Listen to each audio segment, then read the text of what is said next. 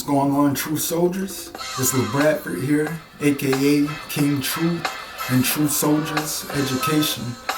And today we're going to be speaking on the 8th principle in our 2-part series, Reaching Your Peak Through a Growth Mindset.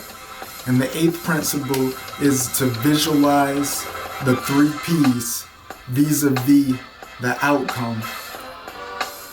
And those 3 P's are visualizing your plan, visualizing your practice, and visualizing your performance. So many times, and vision boards and great leaders like to tell their followers that you want to visualize the outcome and feel the feelings that will come from the outcome and benefits from the outcome. But that's not as effective as in actually visualizing what you need to do, your plan, your practice, your performance needed to achieve the peak and feel those benefits from the outcome. So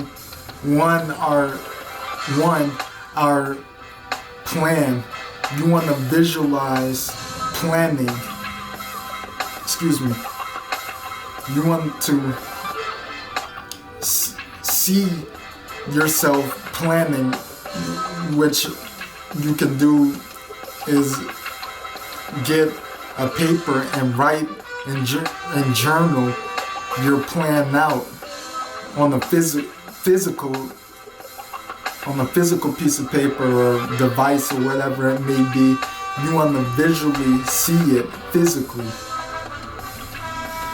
And then see your schedule. Like you can look at your calendar that you've made and say, on Monday, Wednesday, Friday, I'm going to do this. Like for instance, me, I'll say on Monday, Wednesday, Friday, I'll go and teach the classes. Tuesday, Thursday, Sunday, I'll do the visual planning of me revising the material and writing the papers or articles needed, and then looking into other materials needed to create a chunk that circumscribes with other chunks of memory the key elements of that idea or concept. So that's visualizing planning. Then you want to visualize your practice. So you want to see yourself practicing. For me, what I like to do at the end of the day is actually go into where I teach my classes and visualize myself in third person. Research says when you see yourself in third person, conversely to seeing yourself in first person, where you're viewing what you actually see, opposed to viewing yourself in third person, seeing yourself like I see myself in front of the camera teaching the class, that's much more effective than the first person visualization. So during your visualization of your practice, you want to have what's called the WHOOP analysis, as well as the double thinking concept. And the WHOOP analysis, that's an acronym, WOOP, WHOOP, for wish, outcome, obstacle, and plan. You want to have your wish, what you set out to, your goal that you set out to achieve, and then you do want to see your outcome and see the feelings of the benefits of what come from reaching that peak. But you also want to tie that in to the obstacles that may come in the way, and then the plan that you need to triumph over those obstacles set into place. So for me, one of my W wishes would be to finish the series of classes that I have, and the outcome would be that I have completion of a part of my library of teachings. An obstacle that may come into place is many obstacles, but one of them, for example, may be that I have a fireworks display of intentionality,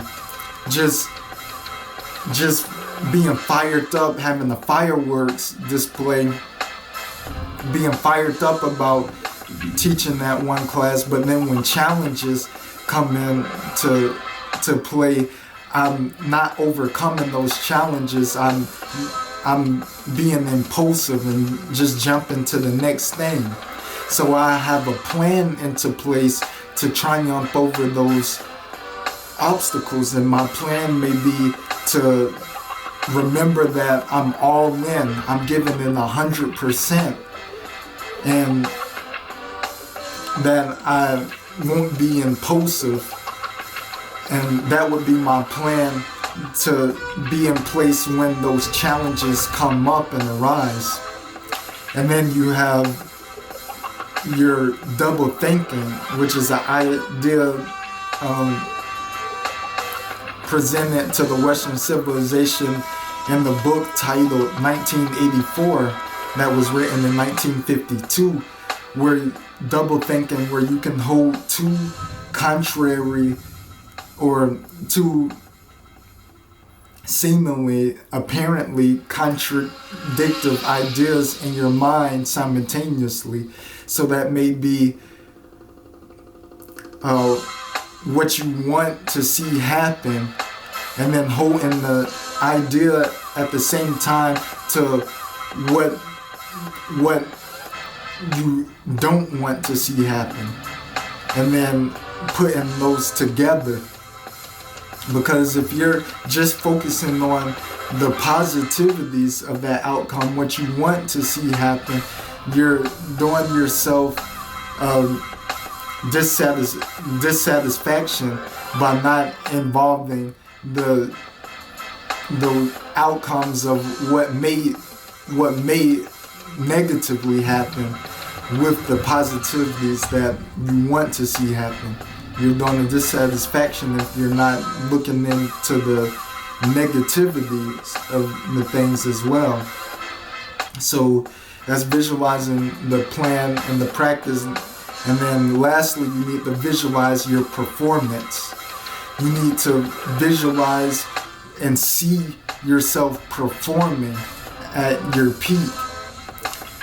Like if fear arises or certain emotions arises before you engage in that performance, you need to go back to priming yourself with a time that you crushed and nailed that a similar performance in the past, and then tie that back into a time to the performance that you have coming up, and visualize and see yourself nailing and crushing that upcoming performance. So that's a quick look into visualization of your plan, your practice, and your performance vis-a-vis the outcome. Let your outcome, your successful outcome, be a byproduct of showing them up day in and day out, of visualizing your plan, practice, and performance, and bring those into existence, succeeding the visualization day to day, month to month, year to year, to have a successful lifetime. Well, I appreciate it, true soldiers, And until next time, King Truth.